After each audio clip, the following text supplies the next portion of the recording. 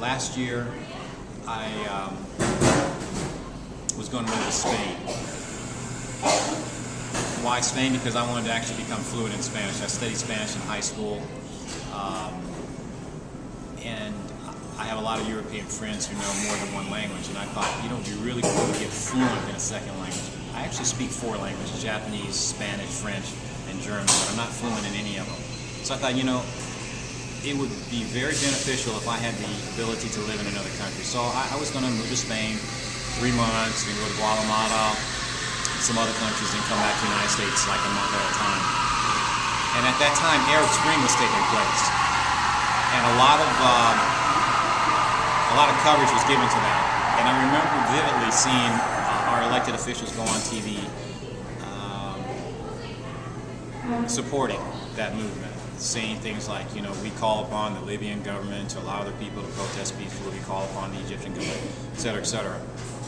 And I've been in the government for 30 years as a federal agent, and I distinctly remember thinking, I don't know where that phone is. I distinctly remember thinking, if that would happen in the United States, we would do the same thing. We may not kill people, but we would probably suppress the movement. And lo and behold, I went to Spain to visit to see if I wanted to live there, came back, and Occupy Wall Street had just started. And, hi, please. The media poo-pooed it in the beginning, said, oh, you know, these people aren't serious, they're dressing up like zombies. If they really want to protest, they should take some notes from the 1960s, et cetera, et cetera. And I was thinking at that time, who are you, the media, to tell people how to protest and how to get their message across? So they pretty much thought it was going to dissipate. And then it did. Then it spread from one state to the next, from one city to the next, and all of a sudden it's in San Diego. And the media stopped covering it for some reason. And I saw how people were being treated, and what their grievances were, and there were so many different people from so many different social economical backgrounds with so many different grievances, but the common thread for all these people was the fact that they were not being represented. They felt like the middle class was shrinking, a certain class was receiving more benefits than the other, and they were tired of it. They wanted to stop. So I saw an awakening take place around the country, and I thought, you know, I want to get involved. So I went down and I protested with the Occupy San Diego group a couple of times, and you know, listened to the rallies, and they were doing marches down the street. And being former law enforcement, I felt very uncomfortable walking in the middle of the street without a permit, basically violating the law. I'm a person of law, and I agreed with what the Occupy movement stood for and what they were doing, but I was very uncomfortable violating the law myself, so I tried to find another way. So as Occupy sort of evolved and dissipated, it seemed to me that the next logical step would be someone in this movement, many people in this movement, should actually take it to the next level, and that next level would be they need to run for office. They need to actually get in the political system and change things. They had all these grievances about what wasn't working in the system. Okay, now are you willing to step up to the plate and make change? So I had to ask myself that same question. John, are you willing to step up and get in the game and make change? Or are you going to move to Spain? I couldn't move to Spain with good conscience, knowing that my country was going through a movement of discontent. And being in the federal system for 30 years, I knew what the system was, so I thought, I need to get involved, so I'm going to run for Congress. Why Congress? I know the federal system, as opposed to the state system or the local system. So, I decided to run for Congress.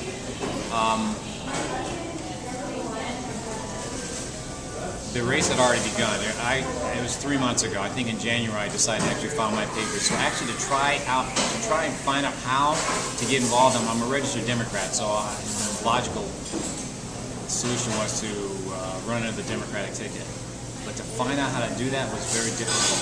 And it became very apparent to me that if you're not in the system really doesn't want you to be in the system. You have to go through certain steps. And I see why a lot of people do write-ins, because the amount of money you have to put up, all the papers you have to file with this agency, that agency, the party, it's very discouraging, and I can see a lot of people that might have been on the same level as me, wanted to get involved, wanted to run for office and make change, got discouraged and said, forget it, I'm not going to run, or they'll do a write-in. You can't win as a write-in candidate. But I did file all my paperwork, so I got registered, and it was very interesting. You have to file a petition to get, like, I think 40 signatures or a certain amount of signatures to actually get on the ballot, in addition to trying to get signatures to reduce the amount of money you have to pay. And even though, like I said, there was an awakening and that people were very interested, it didn't appear that a lot of people wanted to be involved. I would take the petitions around, try to get people to sign it. Some people, no thanks, I'm not interested. I think you're trying to sell them something. That became discouraging at the time. I thought, you know, this is very important to the country. And if you want people to have a voice, you need to get involved. So it was clear to me there that the civic duty in this country has been diminished. When I was growing up as a kid, you knew when you became 18 you were going to register to vote. And I don't think people are doing that on the level that we did in the past. What else can I say about that process? So I got registered. I registered to vote. I registered to become a candidate. And they had a pre-endorsement conference. And there was only 2 candidates still on the Democratic ticket registered at that time, Senator Juan Vargas and former Senator Denise Cheney, and then myself. And at this conference, you were supposed to go to delegates and basically ask for the support, but all the people that were at this pre-endorsement conference were one candidate or the other, and they really weren't interested in what I had to say. In fact, one guy came up to me and said, you know, we saw your name on the ballot and we've never seen you before, and we were very interested in who you were. My eyebrow raised up at that point and realized that this is an insider club. I'm not saying it's a bad thing, I'm just saying that there's a group of people that are involved in the political process and others are not. And I think as a nation, we need everybody, all citizens should have a responsibility to get involved in the process and understand what's going on. Join some of these clubs. Go to these conferences, become a delegate. Anyway. Was there a question there?